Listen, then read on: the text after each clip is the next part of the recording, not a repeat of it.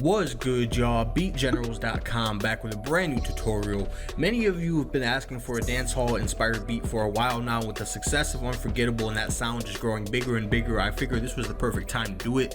This particular beat isn't supposed to be a remake. My main goal was just to use a lot of the techniques they use to create something new and still original that I could use for my own projects. All the instruments I used in this track were from Massive, and I used the More Plaques Bank from StudioSounds.com. All the drums are from the Legends Never Die drum kit and the Foundation percussion pack from StudioSounds.com as well, so great pickups if you don't have those. All of my VIP members though, make sure that you download the VIP kit that includes all the sounds I used in this plus the full mix FLP.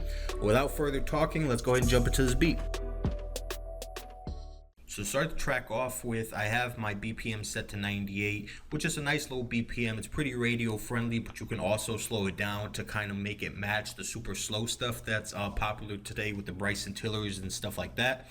So the first sound I'm going to be using is a keyboard sound. It's called the Synth Celeste, and this is from More Plaques as well. And the key that I'm actually going to be using for this is A minor, which is just this. Literally just white keys going up from the A. And the particular reason that I actually use this scale is that it has basically all white keys, and what that kind of allows me to do is kind of get the sadness that I can get from like a minor sounding scale, but I can also kind of manipulate the whole thing of just using the white keys in kind of like a C major type way, so I can get a nice little happy sound from it as well. So that's the reason that I went with A minor. And basically it's the super simple transition, or the chord progression I should say. It just goes with an A, C, E, just a very simple triad, and then I literally just went down one note to basically just build this.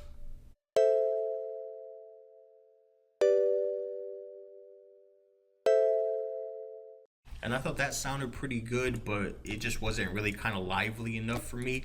I wanted kind of a top end melody to it. So as I kind of just let it play and I was freestyling on my MIDI keyboard, what I kind of came up with was this little pattern, which kind of starts off like this. We're gonna use the half step to kind of perform a little slide. I like using these slides just because they almost kind of, if you use them right, I feel like they can make a melody a lot easier to hum, just because you can almost manipulate the instrument to sound more like a voice versus always the clean chord progressions that people are used to. But anyway, so that's the reason I use that. But it starts off like this basically, and then it goes back down to the A. I should make this a so. And then it goes back down to the G, back up to the A. So this is what the first part sounds like right here.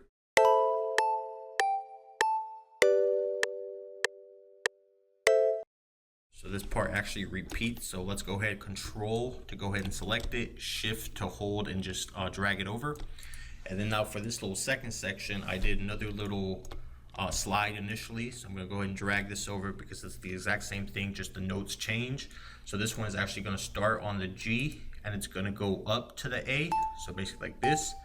Then we're gonna come back down to the G, and then we're gonna do an E note over here that's a little more extended.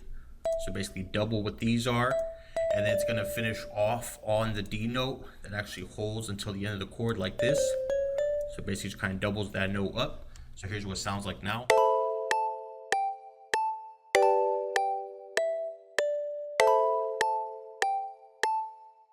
Okay, and to me that kind of had a little bit more of a tropical type feel. It was still kind of romantic and a sexy R&B type vibe in my opinion, but it wasn't too sad, it wasn't too happy. In my head, it just kind of gave me, like I said, a relaxed kind of tropical type vibe. And I actually played this on the MIDI keyboard, so I'll include the MIDI file for all my VIP members, so you guys can kind of just check out the different velocities. I kind of clicked it in here just so it's easier for you guys to see, but you guys will see in the next chapter how the actual velocities changed depending on how I played it. And I actually want those velocity changes in there simply because I want it to sound a little bit more natural. So let's go ahead and jump to the next section and we'll do that, and then also add the effects that are needed for this this particular sound. So basically these are the velocities from when I actually played it, when I imported the MIDI files. You can see they're a little bit different. If you want to, you can always go in here and manually adjust them, or you can even use some of the quantized levels and just make sure that your velocity is up, and then just go through them and find one you like if you don't have the option to play, or if you just can't play it yet. Those are different ways to kind of switch up the velocities. Anyway, so once I have that, I want this sound to sound a lot more ambient than it does. So I have it on effects channel 1, and the very first thing I added to this was a gross beat. And lately I just really like the setting in here in the momentary section, the slow triplet, just because it changes the pitch and it changes the timing of whatever you put into it, which kind of makes it a little bit more of a challenge, makes it a little bit more fun to make beats. And also it's just kind of takes whatever you have and it changes it enough for it to be different and unique, but it doesn't really chop it too crazy like some of these settings do in here. So I just kind of like to use it. So basically this is what it sounds like with this on. Actually, let me just play it for you guys without it on, and I'll turn it on as it's playing.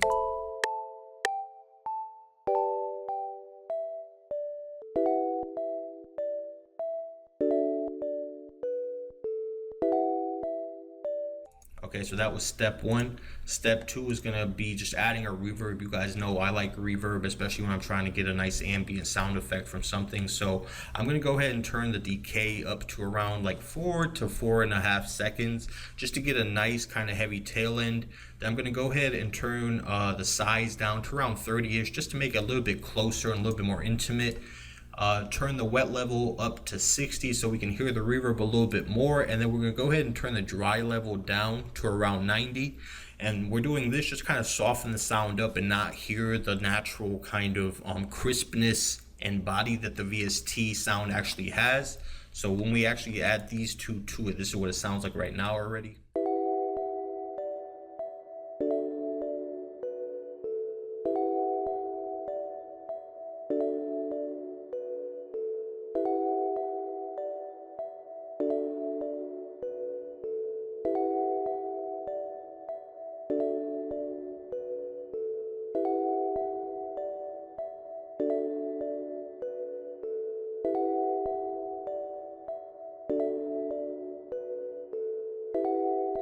What I'm doing there is extending these notes out slightly. I just feel like they sound a little bit more cohesive and a little bit better, just holding the note slightly longer like that. And the next thing I want to add to this is a delay. I'll go ahead and set a ping pong setting so it will just bounce back from left to right on speakers. And then go ahead and just pick a side that will go ahead and allow it to actually bounce. We're going to keep it at 3, and I'm just going to go ahead and play with the volume a little bit and just kind of adjust to what it sounds right to me.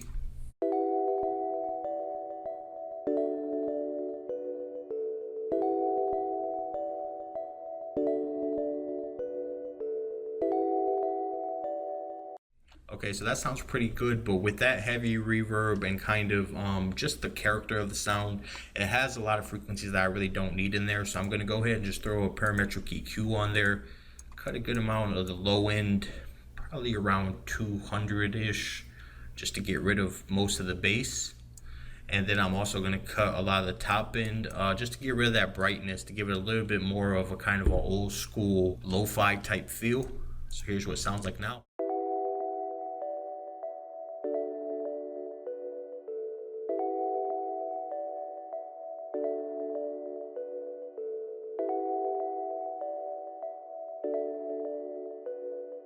So that particular sound just gives me a nice ambience to kind of build on top of a nice foundation for the track. So let's go ahead and jump to the next section, continue building. So the next sound that I wanted to add in here was actually a bass sound. So I used this BA Passion Fruit sound from Morplex again. And basically all I did here was just play the root note. Or actually, let me actually kind of show you guys. If you guys kind of take a look at this, this actually started on the A. So now when we actually pitch it through the gross beat, it changed the pitch and everything. So basically, usually what I do to figure out what the note is, I obviously use my ears and double check stuff. But most of the times, if you kind of take a look at what your top note of your chord is, if it's just a regular triad like these are, that's usually where it'll change it to. So it should be E and D, and that's what it ended up being. So if we just take a look at E and D, go ahead and put this in and just make sure that this is not on 1 so we don't hear all those effects. So let's basically kind of, I believe this might be a little lower.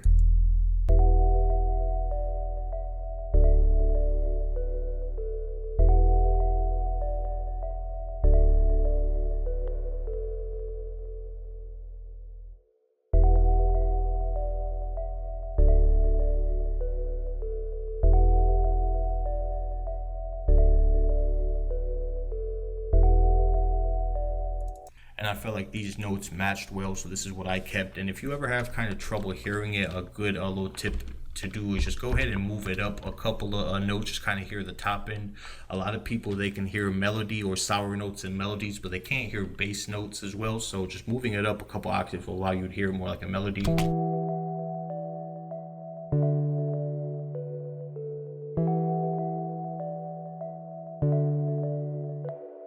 All right, and let's go ahead and just move that back down.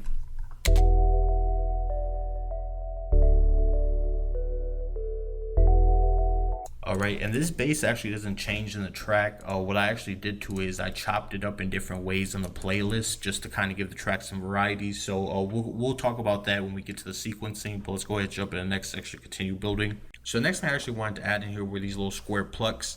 And these particular plucks, I wanted to use a steel drum initially, but I feel like that sound, especially with Unforgettable, I'm sure A&Rs and everybody else is getting, steel drum, dancehall inspired beats all day. So I wanted to use something in my head that was kind of in the same spectrum, kind of a little sprinkle type sound that could still be melodic, but I wanted something modern. So I ended up finding this little square pluck sound in more plaques, and this is what I ended up using. So what I basically did with it first is I kind of just laid out the pattern that I wanted. So let's go ahead and play it.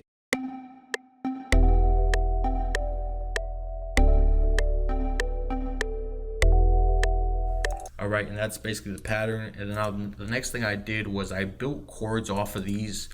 If you guys remember, the first chord that we initially played was the A, and then I literally just skipped one little half note and went down to the G with a full note. So I know that this little second chord is going to be with the D, which matches the bass line as well, obviously. And from here, I'm just going to go ahead and build a simple little chord, and then go ahead and just copy this. Okay, and then we can go ahead and grab this again, copy it again, and do the same thing over here.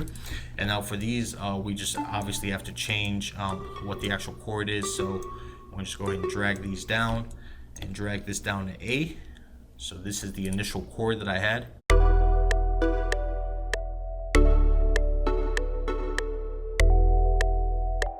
Let's go ahead and paste this over and select the whole thing and just make them slightly longer, just so they have a little bit more of a presence.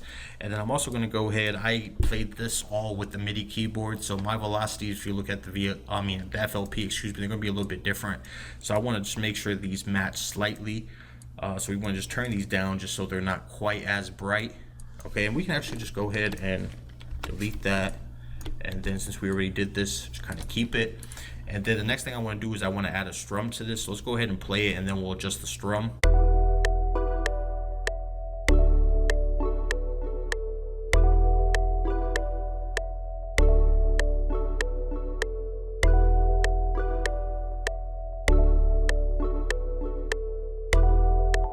Alright, and that sounds alright to me, but one thing that I like to do if I'm doing kind of like a radio inspired track or just something that I want to be somewhat radio friendly, so this is something you'll see in a lot of Chainsmokers songs and people just kind of in that realm.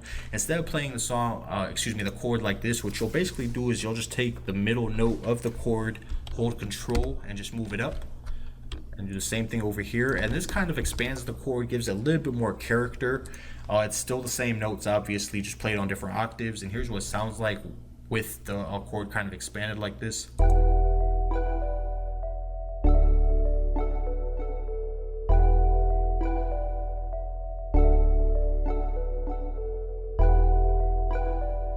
And I thought that sounded a little bit better, but it still needs some effects to kind of give it that feel that it has in the original track. So let's go ahead and jump in the next section. We'll work on that a little bit more.